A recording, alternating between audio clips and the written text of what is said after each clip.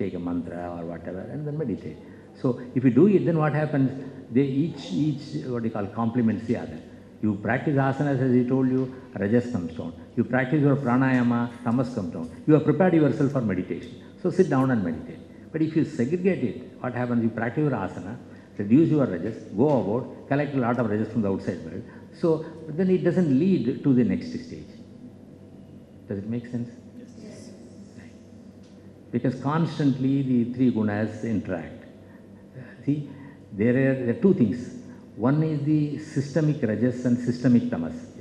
Some people are highly rajasic, some people are highly tamasic. Basically, their system is such. Their previous karma, we don't know. Then you ingest a lot of rajas and tamas from the outside world. You suppose your friends are highly rajasic, the kind of food you take is highly rajasic, or if it is highly tamasic, then what happens? Your system slowly collects a lot of these things. So you've got two components, the intrinsic or systemic rajas and tamas, that which you ingest from the outside world. So what the yogis did, they said that by if you practice yama niyamas, you can curtail the ingestion of rajas and tamas from the outside world. The yama niyamas, ahimsa, satya, steya, parigraha, brahmacharya, shaucha, santosha, tapas, svadhyaya, ishvara pranidhan. Once I am able to consciously, practice this on a regular basis, every time there is an opportunity for me to harm somebody else, I think of ahimsa. I won't do it. Okay. Like that, if I am able to bring it at the conscious level, then I will be, on guard. I will not be taking a lot of rajas and tamas from the outside world. Then what do? There is systemic rajas. So I practice pranayama. I keep on practicing pranayama, rajas comes down. I'm sorry, asana, rajas comes down. I practice. Why do you say rajas comes down by prana, by asana? Asanena rajohanti. That's what the text says. If you practice asanas, rajas comes down. Tatakshiyate prakasha avaranam. When you practice pranayama, the avarana or tamas goes away. So these two things will have, because for a yogi, the yogi should be in a sattvic frame of mind. And that sattvic frame of mind should become the underlying, the default condition of the three gunas. If I am highly rajasic, that dominates. If I am highly tamasic, that dominates. But when I become sattvic, slowly I am strengthened that, then I become a yogi. It's easier for me to become a yogi. So that is why the entire system is there. The first stage is to make one very, very sattvic. The second stage is to use that sattvic mind to meditate and understand the tattva about your own self. In fact, Bhagavad Gita also says, if you are tamasic, become rajasic. If you are rajasic, become sattvic. If you are sattvic, try to go beyond all the three gunas. Only thing is, the Bhagavad Gita doesn't tell you how to do it, whereas the yogis tell you how to do it. You start with your yama niyamas so that you are going to stop taking too much of rajas and tamas from the outside world. I don't listen to all sorts of rajasic talk. I make a decision, okay, I will not listen to this talk anymore. That's the first thing. I won't eat junk food or non-yogic food, because that is going to increase my rajas and tamas. Okay, so by yama niyamas, I am able to stop the ingestion of rajas and tamas, then start my asana practice and pranayama practice, so that from my own system, because that is more deep rooted in me. For all these years, I am supposing I am very rajasic when I am young. What happens? I am angry. I throw tantrums when I am young. If I don't do anything about it, when I become old, what happens? I become an angry old man. Nothing changes. Likewise, if I am depressed when I am young, when I am a bit older, I continue to be depressed, more depressed. So this is actually, yoga is the only which can change. They call it parinama. They can transform an individual. If you don't do any of these things, you will go along the same track. Families, generations after generation, they go along the same track. My father did this, I do this, my children will do this. My father was, he was not my father, I'm telling you. A highly rajasic person, short-tempered, and I am short-tempered, my son is, we go along the same, we don't change. Yoga says there are three parinamas are mentioned. One parinama is from the vikshipta to ekagra. A distracted mind becomes a focused mind. That's the first thing. Then once it becomes a focused mind, it is able to even forget oneself. The intensity of that focus increases. Then we are able to reach samadhi. Once you are able to reach samadhi and then look at your own self, then what happens? All the three gunas come to a samyavastha, or a state of balance. So a very very, very clearly these steps are mentioned in the Yoga Sutras. Very clear. It's a very clear system. I don't know why I started this.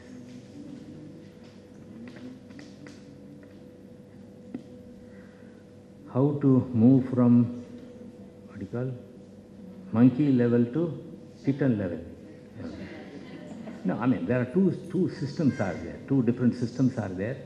Monkey system, monkey system. If you are comfortable with the monkey system, continue to be in the monkey system. If you are comfortable with the kitten system, how it's not, it's a mindset. But both of them will lead you to the ultimate goal. In fact, can I tell you a story? I think you know. You know the story of Narada's story. Okay. No, Narada was considered himself to be a great bhakti yogi. Always he used to think of the Lord. Constantly he was thinking of the Lord. So over a period of time he said that there is nobody better than me. Just like yogis think, oh, I am the greatest yogi. So he started thinking, I am the greatest bhakti yogi. The Lord sensed that and then he wanted to teach him a lesson. So one day he went to Vaikuntha and then went around the Lord and then said, how are you, Lord, or whatever, Then the Lord asked him, do you know who is the greatest bhakta, my bhakta, who is the greatest? You know the story? You know the story. You know the story. Okay. So he went and, he asked him, you know who the greatest bhakta is? Narada didn't want to, embarrass himself by saying, oh, I am the greatest one. So he kept quiet, at the same time expecting the Lord is going to say, you are the greatest bhakta. Then the Lord said, he asked him to look down, they are in the heaven. He looked at, and then there was a small hut, and then outside there was a, a cart made of, I don't know. Yeah. Okay, anyway, he was lying there, and then he said, then he told Narada, you observe him for 3 days. He observed him for 3 days. So he observed him 3 days. So what will you do? He had a large family, he was very, very poor. So he will, as soon as he gets up in the morning, he will say Narayana and then go ahead doing his work. And then the night before he goes to sleep, he will again say Narayana and go to sleep. That's all what he did. So in those 3 days, he said Narayana 6 times. And then Narada thought, I keep on talking about the Lord all the time, whereas this fellow says only Narayana 6 times. So how can we be compared at all? He thought it was an insult. So anyway, he went back to the Lord and then told him, this is what... but the Lord asked him, did you observe? Yes. He said Narayana 6 times, I even noted it down. Then he said, all right, I'll ask you to do something else, can you go around the universe 3 times? You are an idea about HIV patients. So far as TB patients are concerned, now fortunately they got good treatment. In addition to that, one of the things that yoga can do is try to overcome the dry cough that is associated with that. So one of the exercises will be Bhastrika, where you use your lungs to do that.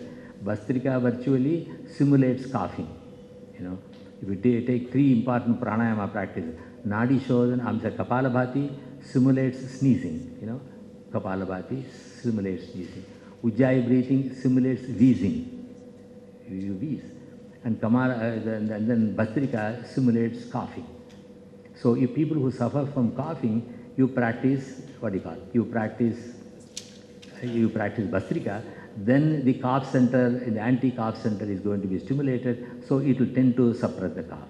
Likewise, if you do Jalandhar Bandha and do Ujjayi breathing for people who suffer from bronchial asthma. When you keep your chin fairly down and then do your breathing, it helps to work with the muscles that support the bronchial tubes. So if you do that, then what happens? The sympathetic will be stimulated, parasympathetic will be calmed down, and you will have less and less attack of bronchial asthma. And ultimately, when you do Kapalabhati regularly, it stimulates sneezing. So people who suffer from sinusitis, the upper respiratory problem, they can be helped by doing this. So what the yogis have done is they have developed 3 important breathings which are supposed to be similar to what we do: sneezing, coughing, and then wheezing. Am I making sense? Just a related question. So, is it kind of health issues by practicing yoga or just a method? Pardon? I didn't. Like, is it possible to cure all kind of health issues through yoga practice? No, see, I mean, you have to understand what are the various techniques available, think about it, and then see whether it really will work. You can't blindly say that, yoga will cure anything. I will tell you one thing. So far as the bronchial asthma is concerned, there are a set of practices that are very helpful to address that question. Likewise, if you want to improve the functioning of the heart, yes, right from your young age, you got to keep certain exercises which will help the heart to function very well. So you got to take in individual cases and then try to find out. For instance, prolapse of the various organs. You try to strengthen those muscles by appropriate exercises.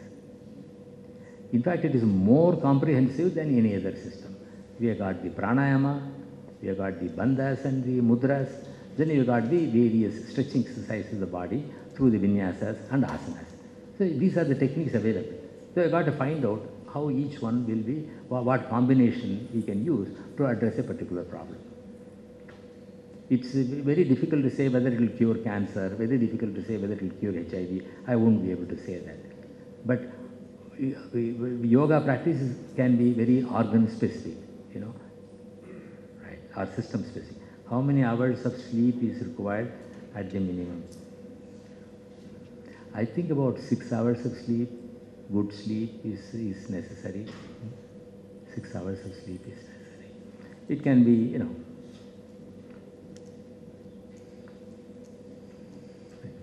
if yoga is not self-realization, why is the role of a guru so important? If yoga is about self-realization, why is the role of the guru so important? Should not the self-realize or understand according to one's need rather than rely on external source? No, this is not. See, supposing, you go to a new place, and then you want to reach your friend's place. You don't know the way. You ask somebody. That's about all. Here the guru is going to tell you, Acharya is going to give you the directions. If you know already, well and good. But then if you don't know, you need somebody to help you. And then what does the guru rely on? He relies on some of the older texts and his own experience. So there is just, you don't have to, you don't have to glorify the role of your guru, nor should you say that I don't need a guru. You got to be very realistic about the role of a guru. A guru is necessary, just like in this case. And then what does the guru get out of this? Guru doesn't get any. Of course, you can say that guru makes a living out of it. That's beside the point. What does the guru get? Guru, supposing as a guru, one person is able to realize these, whatever, self-realization. The only thing that he or she can do is, he can help others by saying, okay, this is what I did, and this is what you can try. Why are you suffering so much? This is another way of overcoming. And unfortunately, most of us have got no faith in this. That's the only problem. Otherwise, you can do it. You can, like the Lord Buddha is supposed to have done by he realized everything, and then many people say, hey, he made a mistake. That's a different point. What I'm trying to say is, it is customary to go through a guru. The role of a guru can be substantial, or the role of a guru can be peripheral, minor. So don't get worked up with the concept of a guru. Guru is there as a help. Guru is there to help us. It is nothing wrong, it is nothing wrong in telling thanks to somebody who helped you, isn't it? So that's the kind of respect that they expect. Which is the best pranayama breathing exercise for asthma? As I told you, for asthmatic people, there is a set of procedures available. Like your headstand is supposed to be good because it stimulates the sympathetic nervous system. You do Kapalabhati so that the upper respiratory tract is cleared. You do Ujjayi breathing. You do shoulder stand for a short period of time so that you can really access the bronchial area. So there are certain procedures which are very helpful for. Which asanas are good for diabetes? I think I told you many asanas where you are able to apply gentle pressure, massage your pancreas. You know Balasana, Vajrasana, you can sit, interlock your fingers and try to, what do you call, completely cover this and then do a good exhalation and bend forward. That you can do. There is again the Uddiyana Bandha is very good. Uddiyana Bandha, when you do it, is going to be. And then if you do Mahamudra on the left side, it is going to be good. If you do Mahamudra with the left leg straight and then do a lot, stay there for 5 minutes and concentrate on the bandhas, Mula Bandha and Uddiyana Bandha, that will be helpful for the pancreas. Whereas if you want to work with the liver, then stretch your right leg and then do the same on the right side. Right? That's why you try to, you try to access and target each and every organ, and that is possible in yoga. Why should they have so many different asanas? By different asanas, different movements, you are able to access different parts of the body. Why is yoga not being made compulsory as a subject in school by government? I don't know. I'm not. You see, one thing is it's a bit boring. Children they want to play, go into the fields and play, and then ask them to. It is difficult. Just last question. Is there any association of yoga practitioners? Because when we are in other cities, how to find a healthy person? Like, if I want to find myself a guru, how to find out if he's authentic or he's practicing yoga and he's able to teach me? That's a problem. So what's your current practice? Huh? What's your current practice? What do you do? How do you start your day? See, again, the practice will have to change as you get older, that is why where my guru used to say, call it krama, vriddhi krama, what is the kind of yoga that has to be done during your vriddhi growth stage, sthiti krama, mid part of the life, what should be because you are not growing anymore except on the sides. Mid part of the life, what should be the kind of yoga that you have to do, and then when you get older, what is the kind of yoga that you have got? That changes. You keep changing. In fact, even the breathing pattern will change as you get older. So when you are getting older, if you can do the inversions for a few minutes, headstand, shoulder stand, then do a good pranayama. I like to do a lot of chanting. Chanting helps. It's not only that it works with your breathing, it also helps you to remain focused on a particular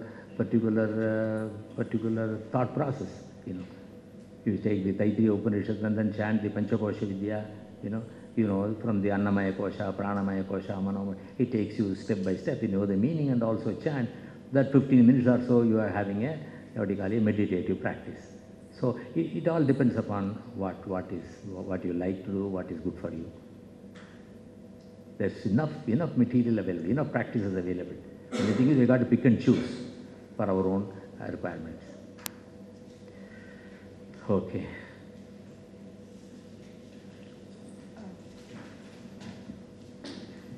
वनमाली गदीशारंगी शंकी चक्री चरंदके श्रीमान नारायणो विष्णुर्वासेवो भिरक्षतु विघ्नेश अच्युत गोविंद माधवानंद केशवा कृष्ण विष्णु ऋषिकेश वासुदेव नमोस्तुते शंखचक्र गदापाणि श्रीमद्वारकानिलय अच्युत गोविंद पुंडरीकाक्षरक्षमां शरणागतं नमो ब्रह्मण्य देवाय गो ब्राह्मणहिताय च जगद्धिताय कृष्णाय गोविंदाय नमो नमः ओम तत्सत् कृष्णार्पणमस्तु श्रीनिवास आचार्य उन्तरुडिल्ले शरणम् ओम नमो प्राच्यै दिशेयास्य देवतायै तस्यां प्रतिवसन्ते ताभ्यश्च नमो नमो दक्षिणायै दिशेयास्य देवतायै तस्यां प्रतिवसन्ते ताभ्यश्च नमो नमो प्रतीच्यै दिशेयास्य देवतायै तस्यां प्रतिवसन्ते ताभ्यश्च नमो नमः उदीच्यै दिशेयास्य देवतायै तस्यां प्रतिवसन्ते ताभ्यश्च नमो नमः ऊर्ध्वायै दिशेयास्य देवतायै तस्यां प्रतिवसन्ते ताभ्यश्च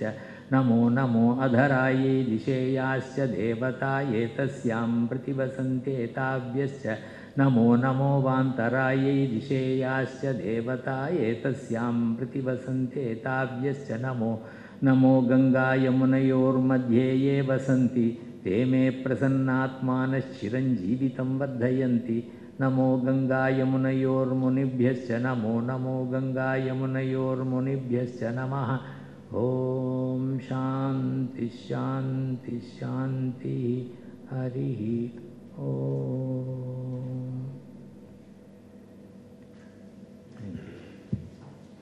while he was chanting, my fractured mind was thinking of a lyric from UB40. The more I learn, I come to know, the less I know than before.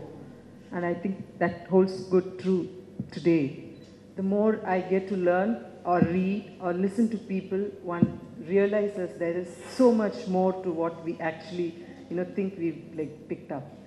I really thank Srivatsa Ramaswami sir for agreeing to come and speak to us yet again in his visit this year and meet all of us again and share his ocean of knowledge. Thank you very much, sir. I request Yash to say a few words.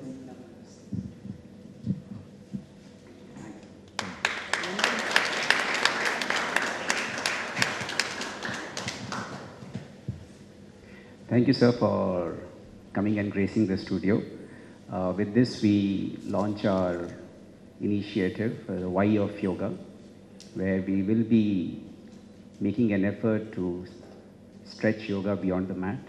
Very happy that the first session was addressed by sir, and extremely, extremely happy to see you all on a Sunday morning. Thanks a lot for coming, and Hari Om. Thank you.